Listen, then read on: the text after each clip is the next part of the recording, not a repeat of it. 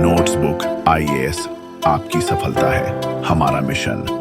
Hello दोस्तों, स्वागत है आपका आपके पसंदीदा यूट्यूब प्लेटफॉर्म नोट्सबुक आईएएस पे। दोस्तों, आज हम लोग जो है अमेरिकी अर्थव्यवस्था पर क्या प्रभाव पड़ा है और साथ ही साथ भारत और अन्य देशों की अर्थव्यवस्था पर क्या प्रभाव पड़ा है ट्रम्प के टैरिफ के कारण।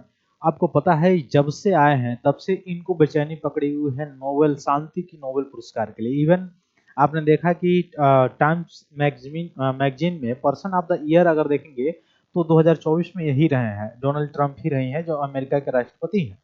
जनवरी में जब से ये शपथ ग्रहण इनका हुआ है, जब से कार्यकाल संभाले हैं, तब से अब तक ऐसा कोई भी दिन नहीं हो जब यह वैश्विक मीडिया में चर्चा में न रहे हों, ग्लोबल मीडिया में चर्चा में न रहे हों।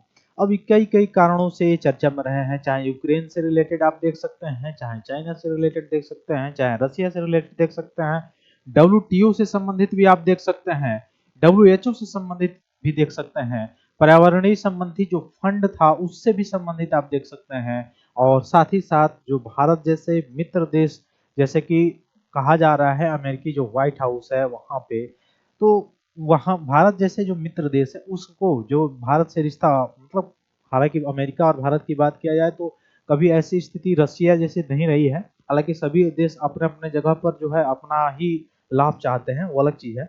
लेकिन अभी जब से ये आए हैं तब से धीरे धीरे यह वैश्विक स्तर पे केवल दबाव बनाना चाहते हैं। केवल जैसे भारत पे अभी कुछ समय पहले आपने देखा होगा कि रशिया से तेल आयात करने पे प्रतिबंध लगाए हुए थे कि अगर तेल भारत आयात करता है तो हम टैरिफ लगाएंगे। भारत ने कहा कि मेरे लिए सबसे पहले नेशन फर्स्ट है, यानी राष्ट्र की जो आवश्यकता है उसकी प्रतिपूर्ति करने के लिए हम जो कदम उठाना है वो उठाएंगे, किसी देश के दबाव में हम नहीं आएंगे क्योंकि हम सॉवरेन हैं, है ना। उसके लिए आपने देखा कि इन्होंने टैरिफ लगा दिया आयात पर। अब आपके दिमाग में एक प्रश्न आता होगा कि डब्ल्यूटीओ क्यों बना भाई? गैट से डब्ल्यूटीओ जब बना 1995 में, तो क्यों बना? माराकेस जो समझौता हुआ क्यों हुआ?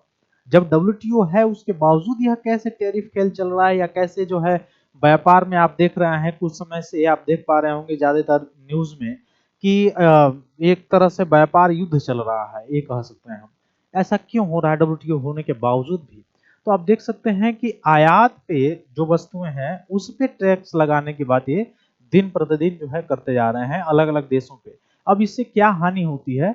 जैसे भारत से कोई वस्तु जो निर्यात होती है, यानी भारत जो निर्यात करता है अमेरिकी बाजार में, जैसे आपको पता है कि भारत के सबसे टॉप 5 जो निर्यातक देश हैं उसमें से टॉप 1 में जो है वह अमेरिका है, यानी अमेरिका को निर्यात करता है भारत। अब निर्यात करने से फायदे क्या होते हैं कि वहां से जो डॉलर है वो आता है हमारे खाते में, और चालू खाता जो होता है उसमें मुख्य रूप से डॉलर की भरपूर्ति जो है, प्रतिपूर्ति जो है बनी रहती है। तो इससे क्या होता है, जो ट्रेड सरप्लस होता है वो बना रहता है। उसमें आप जोड़ सकते हैं, इकोनॉमिक आपने पढ़ा होगा तो मुद्रास्फीति से लेके और मुख्य रूप से आप जैसे एफपीआई है, एफडीआई है, ये सभी चीजों में आप इसको जोड़ सकते हैं आगे तक। हालांकि और अंदर तक मैं नहीं जाने की बात करूंगा क्योंकि इकोनॉमिक्स में अगर लेके हम लोग पूछते चलेंगे तो और अंदर तक चला जा सकता है और ज्यादा समय लगेगा। तो उसमें निर्यात भारत से जो होता है सबसे ज्यादा आप देखे होंगे मेडिकल में या इंजीनियरिंग जो सामान होती है, जो सर्विस सेक्टर होता है, उससे निर्यात होता है कहाँ? अमेरिका, अमेरिकी मार्केट में। अमेरिकी मार्केट में निर्यात होता है। अब अमेरिका कुछ समय से, जब से डोनाल्ड ट्रंप आए हैं, हालांकि कुछ समय से ये लगातार कोशिश कर रहा है कि भारत का जो मार्केट है वो अमेरिका को मिले। क्यों? क्योंकि पता है आपको कि भारत के जो मार्केट है, भारत की जो पॉपुलेशन है वर्ल्ड में सबसे ज्यादा है, और पॉपुलेशन होने के कारण साथ साथ ही आप देखेंगे कि एक मार्केट भी सबसे बड़ा है, यानी डिमांड भी सबसे बड़ा है। यही कारण है आप देखेंगे कि चाइना जो है एक फ्रंट पे वार खेलता है लेकिन मुख्य फ्रंट पे वार नहीं खेलता है भारत से, क्योंकि उसके सबसे ज्यादा जो ट्रेड है, ट्रेड सरप्लस है, वो भारत के साथ है। भारत के साथ वो सबसे ज्यादा व्यापार करता है, यानी हमारे वहां सबसे ज्यादा आयात कहीं से वस्तुएं होती है तो चाइना से होती है, क्योंकि सबसे बड़ा मार्केट है। तो एक बार जैसे स्टारलिंक घुसने की कोशिश किया और स्टारलिंक को भी मिला, मुख्य रूप से लाइसेंस मिला, तो ठीक अमेरिका जो है, अमेरिका में जो डोमेस्टिक जैसे दूध की कंपनियां हैं और भी जो कंपनियां हैं वो भारत में मतलब इंटर करना चाहती हैं। वो हम यानी भारत में इंटर करके वो हम भारत के मार्केट को मुख्य रूप से वो सारी चीजें कैप्चर करना चाहती हैं। तो वह चाह रहा है कि भारत में, चूंकि भारत में इंटर कब करेगा, जैसे आप समझ सकते हैं कि अगर हमारी वस्तु जब वहां पे जा रही है, अमेरिका में जा रही है, और वह सस्ती है उसके मुताबिक, अमेरिका में जो उत्पादित हो रही वस्तु उसके मुताबिक अगर हमारे वहां से जाने के बावजूद भी वस्तु सस्ती है, अच्छी है और ठीक भी है, अच्छे दाम में भी मिल रही है, कम अगर कंपैरेटिव रूप से देखा जाए तो हमारी वस्तुओं का जो है डिमांड बना रहता है और हम निर्यात में आगे रहते हैं। लेकिन वही हमारी वस्तुओं पे अगर आयात शुल्क वह बढ़ा देता है अमेरिका, जैसे आपने हिस्ट्री में भी देखा प्रीवियस में औद्योगिक वीरा में कि उसमें हमारे कपड़े जो टेक्सटाइल जो मुख्य रूप से जो सेक्टर था उसमें क्या कर दिया जाता था, आयात शुल्क बढ़ा दिया जाता था, 2 गुना 3 गुना बढ़ा दिया। तो आयात शुल्क जब बढ़ा दिया जाएगा तो उससे क्या होगा, हमारी जो वस्तु जो अमेरिकी मार्केट में जा रही है वह क्या होगी, वो कंपेरेटिव रूप से देखा जाए तो वह महंगी हो जाएगी। तो महंगा जब ज्यादा हो जाएगा तो उसके मार्केट में जब उतरेगा तो वही वस्तु वो भी बना रहा है, तो और मेरा वस्तु जब जाएगा वहां पे तो मांग किसकी रहेगी, उसकी वस्तु को। क्यों, क्वालिटी अच्छी होने के बावजूद भी मांग उसकी वस्तु को, मेरी जो वस्तु है उसकी क्वालिटी अच्छी होने के बावजूद भी उसकी वस्तु की मांग ज्यादा इसलिए रहेगी और हमारी वस्तु को जो है एक तरह से धीरे धीरे करते करते नकार दिया जाएगा, तो हमारी मार्केट वहां पे खत्म हो जाएगी।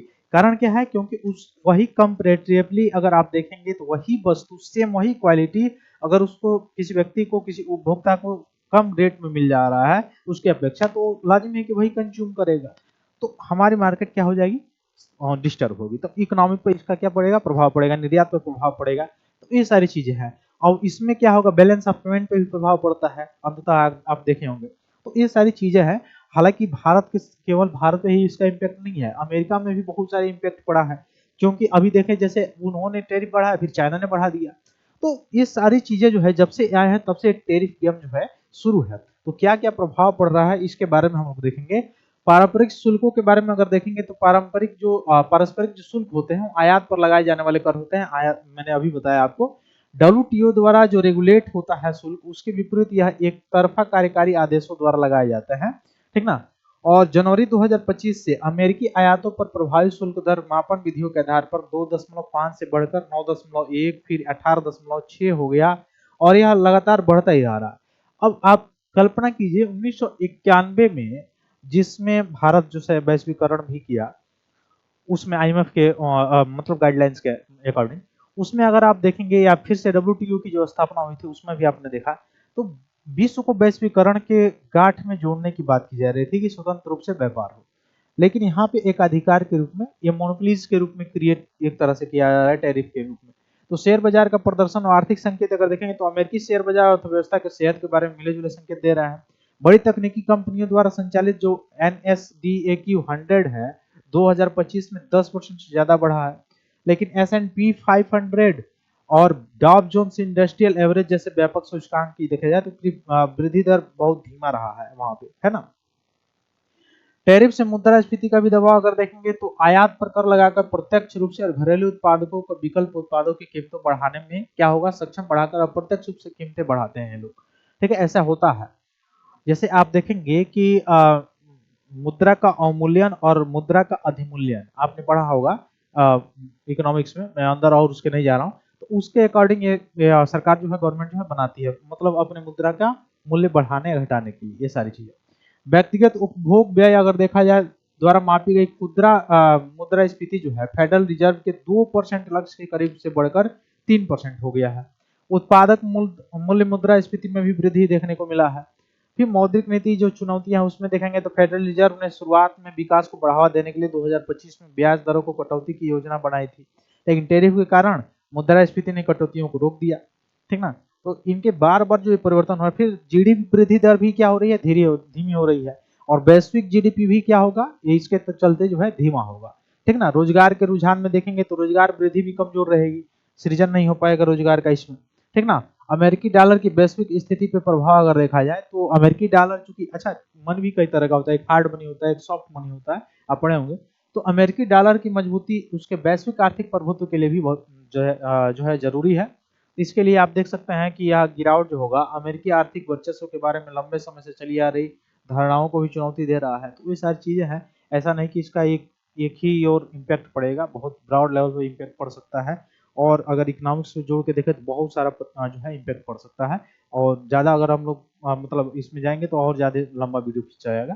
तो ये सारी चीजें हैं, तो देखते हैं आगे क्या होता है, या मानते हैं नोबेल पुरस्कार लेके ही या फिर से इनका यही रवैया रहता है। चूंकि इनका कार्यकाल जो होता है मतलब राष्ट्रपति का कार्यकाल जो होता है वहाँ पे 4 साल का होता है, और एक व्यक्ति 2 ही बार राष्ट्रपति बन सकता है, 2 से ज्यादा बार नहीं बन सकता है। तो इनका दूसरा बार है, तो वो सोच रहे हैं कि निपटा ही दें इस बार, ठीक ना। तो ये सारी चीजें हैं। अभी फिलहाल बीच में आपने देखा कि एलन मस्क से भी इनका अनबन हो गया था।